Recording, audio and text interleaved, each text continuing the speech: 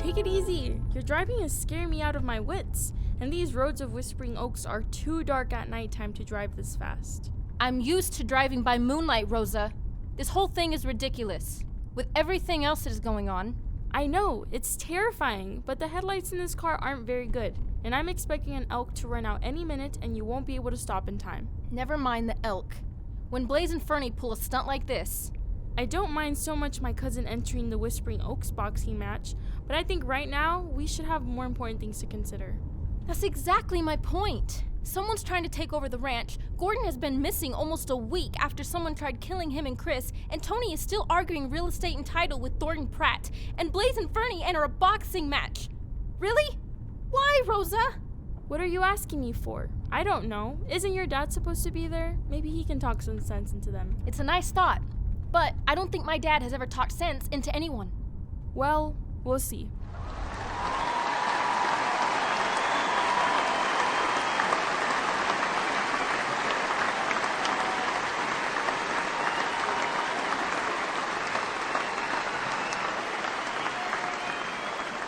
Where are all these people from? I didn't know this many people lived in all of Whispering Oaks.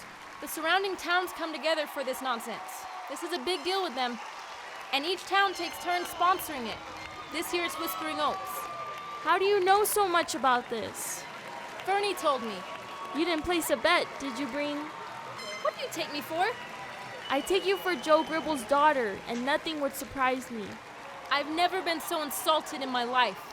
About what? The fact I accused you of gambling, or I compared you to your dad?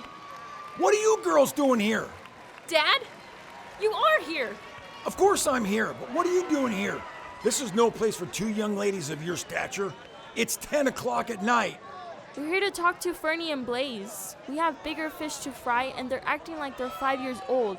I am so mad they entered into this stupid boxing match. Do you know where they are? Yeah, they're right over there, already in the ring. What? How soon does the fight start? In just a few minutes. So Ferny is boxing? What is Blaze doing? Blaze is his coach. I'm sure he is. Something tells me this was Blaze's idea, and my cousin Ferny wanted nothing to do with it. Now remember, Fern, when you get in there, give him the old 1-3, 1-3. So what happened to 2? 2 you get. Blaze, why do you keep getting me in the middle? I wish you hadn't. Why, you ingrate. Here I am giving you the chance to win us $10,000 so that we can help Gordon with this land battle. Is that how you want to pay me back for the things I could have done for you? I'm sorry. Besides, we're supposed to be acting like business as usual. This would count for that. Anyways, girls, you need to go back to the ranch. This could get ugly. Well, what about you? Aren't you coming too? Yeah, and why are you dressed like that? You look like you're dressed to referee. Oh, this old thing? This old thing? Dad, what are you doing?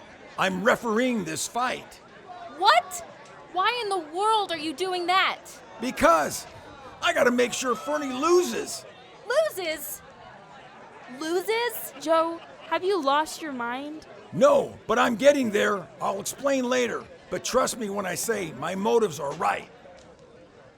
You girls get home. Is everyone going crazy around here? Joe, what are you doing here in Whispering Oaks? Why you dressed like a ref, Gribbs? Because I am the ref, and you're going down, pal. Joe, you can't do that. We're doing this to help Gordon. Oh, yeah? Well, tell that to the real estate agent that just sold my house on Agape Road out from under me because Gretchen here forged some papers and placed my house on the market along with yours and Gordon's, and it sold in 12 hours. Congratulations! Well, we asked him to sell our places. You mean you didn't want to sell your house, Joe? Let me at him. You won't get the chance to box. Oh, hold on. Wait. How on earth could Ferny sell your house without your consent or your signature? Blaze, he used the same realtor that sold y'all's homes on Agape Road, and he forged my name. The realtor, lender, and title company knows we all know each other and never suspected a thing. And I never expected a thing either, till I was sitting in the bathtub, relaxing to the first peace and quiet I've experienced on that street since I moved there. And a couple with 7 kids came in to look over their new domicile. Imagine my surprise. I'm having more fun imagining their surprise. But come on, didn't I get you a good deal? Yes, but I didn't want to sell my house, you complete and utter moron. This is really bizarre, but this isn't the time, Joe. If you're reffing, that's even better. Are you insinuating that I would do something crooked? I am, unless you've gotten closer to God since the last time we spoke. Wait, whose side are you on? You're going down, pal. This is going to be where the dead Fern goes. He's about to start the match. How on earth did he pull this off? I wonder what strings he pulled to get to ref this fight. You don't think he's really that mad, do you? I don't know, bro. Just get in there and do your best. Look at the other guy. He's about your size. You can take him. Oh, heck yeah. Piece of cake, baby. All right, ladies and gentlemen. Are you ready? We've got ourselves a fight tonight, and before I start swelling and the blood starts flowing, let me get some introductions out there to you. Over here in this corner, we have the state champion who has won every professional fight of the season. Give it up for Louie the Looper! And over in this corner, we have a new face to the championship. And he will need a new face after tonight, if I have anything to do with it. From Patterson, New Jersey, give it up for Ferny Montoya!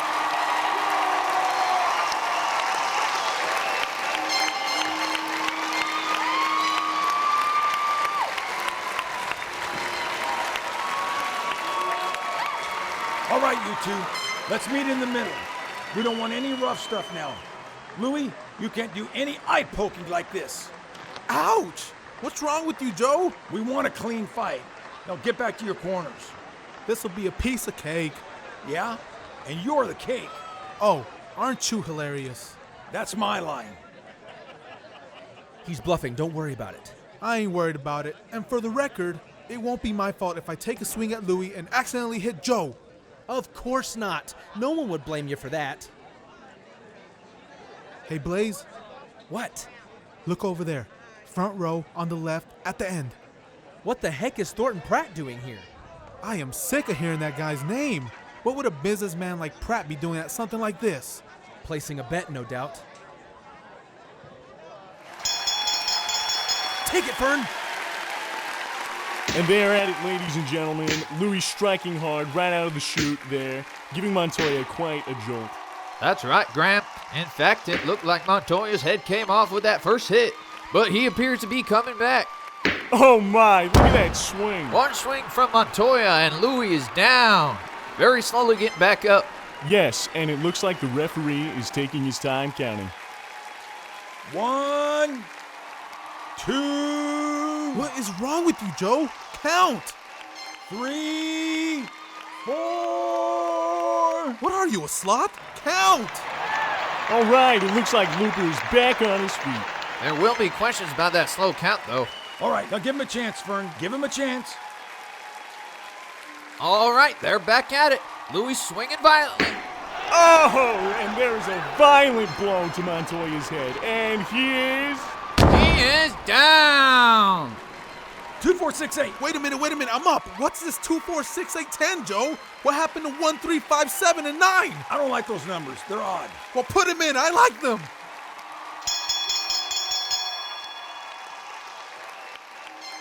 Ferny, why is this match still going on? Why is that guy still in the ring? What are you trying to do? Make me look bad in there? Aw, you. All right, ladies, here's the deal.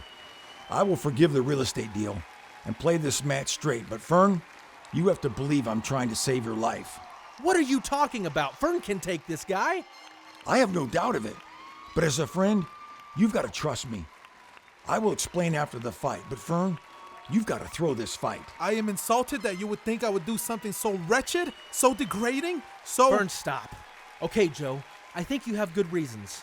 Fern, I think you should. Crazier things have been happening lately. Yeah, and get my name in the paper as the loser to Louie the Looper? Say that 3 times fast. Trust me, Fern.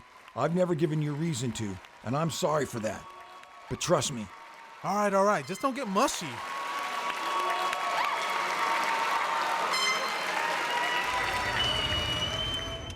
Your car stinks, Joe.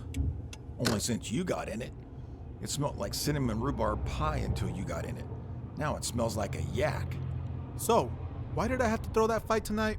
I don't think I'll ever live it down. I hate doing things shady. We know that about you, Fern. When I was closing everything up at the hotel, after learning my home had been sold out from under me.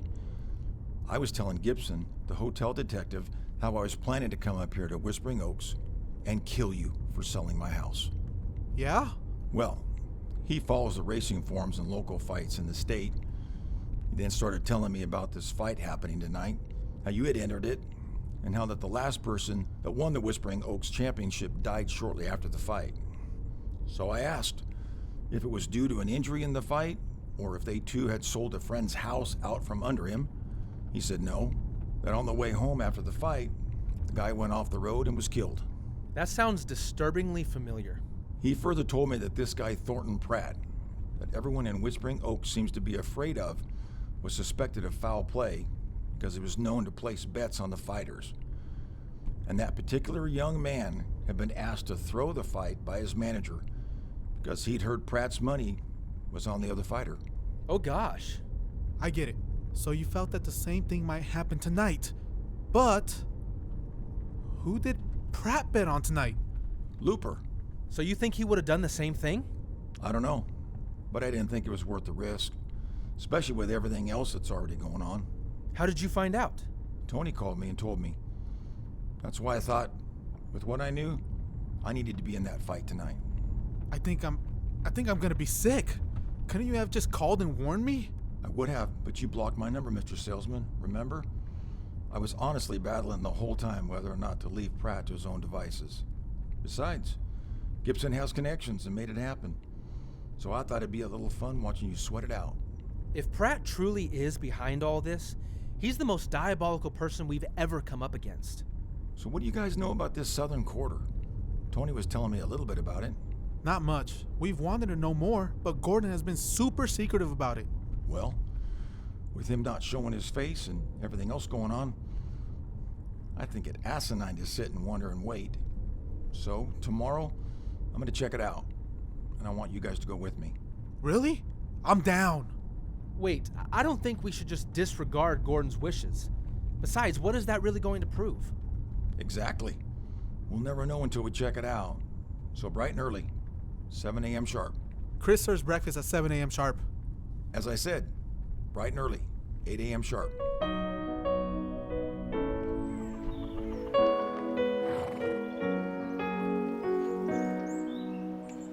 Oh my gosh, the mornings are so beautiful here. I know. I'd love to stay out in this, but Chris needs us to help with post-breakfast cleanup because she let the crew take off this morning since they're working overtime to help prep for the bazaar this weekend. Oh gosh, I forgot about that. Yeah. So we probably should... Wait. What are they doing? The boys have been with your dad all morning, talking all secretive about something. Why are they going towards the southern quarter? Should we follow them? We should. All right. Joe, you got your hiking shoes? Check. The rope? Check. Your diaper? Check. Your poly grip? Yes. And I have a baseball bat with your name on it. I have never autographed your baseball bat. Oh, no. See, I'm going to autograph your head with it. Oh! Can you two shut up long enough to get us over the wall? Give me the rope, Joe. Very nice, Fern. You hooked the wall in one shot. Who's going over first? This was your idea, Joe. Maybe you should. I'm not afraid. Let's do it. Show us how it's done, Joe. Right behind you, Gribbs. Right behind you, Fern. Oh my gosh. I'm getting too old for this. I still don't think we should be doing this. There, I said it. Just for the record. Under normal circumstances, Blaze, I would agree with you. But I'm sure we can all agree that these are definitely not normal circumstances. It makes me wonder if we should have moved to Whispering Oaks at all. Maybe that's it, Blaze. Maybe we made a mistake. For the record, I did so involuntarily.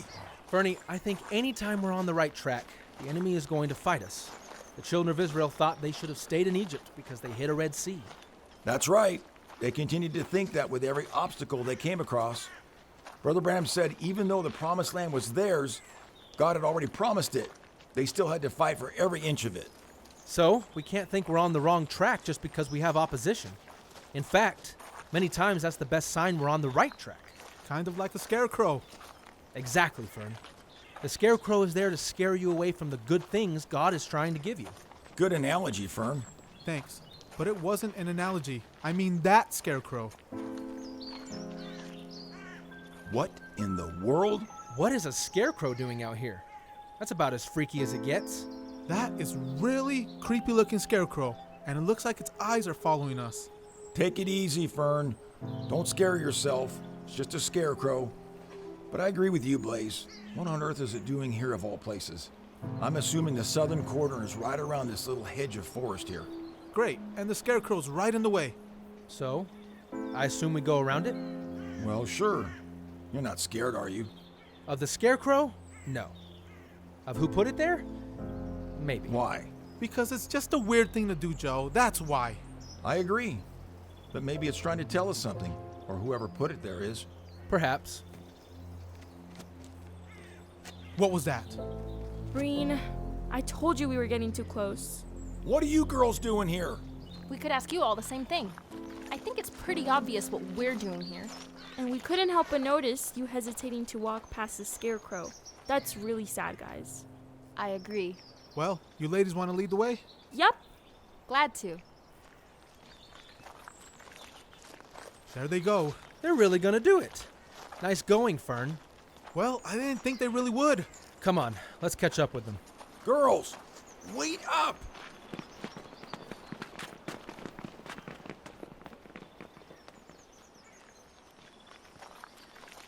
So you think this is the southern quarter? Or close to it. What is that? You hear that strange sound in the distance? It sounds like... It's bugs. Bugs? It sounds like locusts or cicadas. If so, that is a lot of locusts. Let's keep going. Oh my! I was right. This looks like a plague. It's a spawning of the periodical cicada. The what? They spawn all at the same time every 9 to 17 years. I've never heard of them spawning this late in the year. October? How long does something like this last? A few days, a couple of weeks, maybe. But this will keep anybody away from the southern quarter for at least a while. There's got to be millions of them.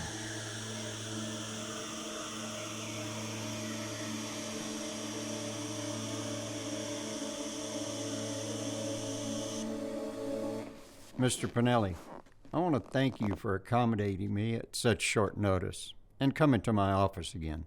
Your attorney said it was an emergency. Mr. George is a bit eccentric at times, but not always truthful. I hate untruthful people. Don't you, Tony? I wouldn't say I hate them, but I prefer not to do business with them.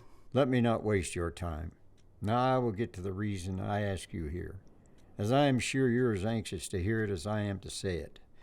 Since Mr. Miller has decided to go into hiding... How did you know he went into hiding? I didn't know. What do you want, Pratt? Call me Thornton. Since Mr. Miller is currently unavailable, I have no choice but to present my offer to his business manager. What offer?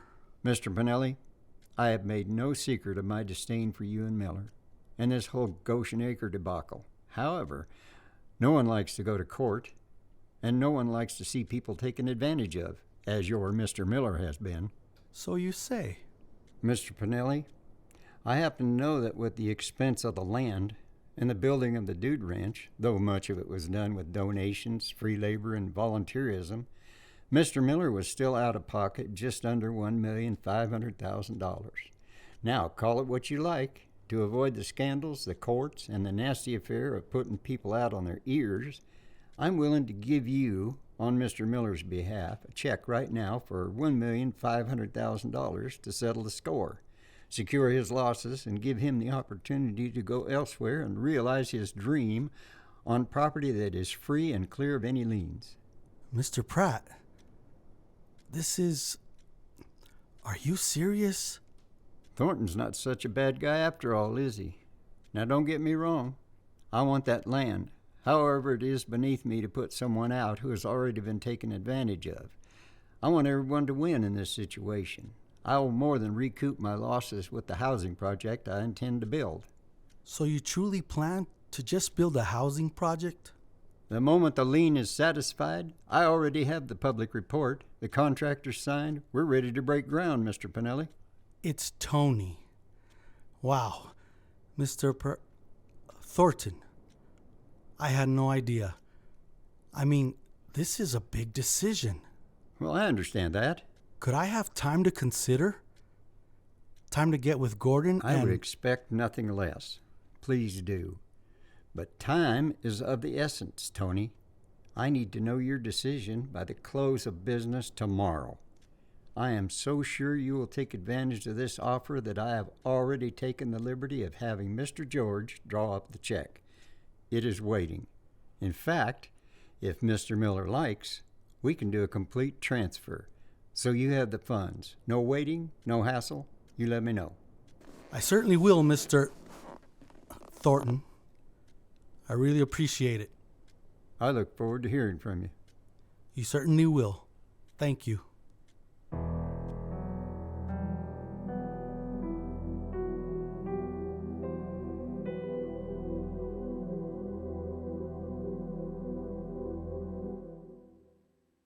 Thank you for listening to Goshen Acres, Episode 3, Bugs. Bugs was written and directed by Jeff Elkins and featured the voice talents of Elijah Elkins, Esteban Castaño, Hadassah Elkins, Miriam Serrano, Mark Ray, Renee Flores, Gary Houghton, Joseph Lovall, Solomon Lovell.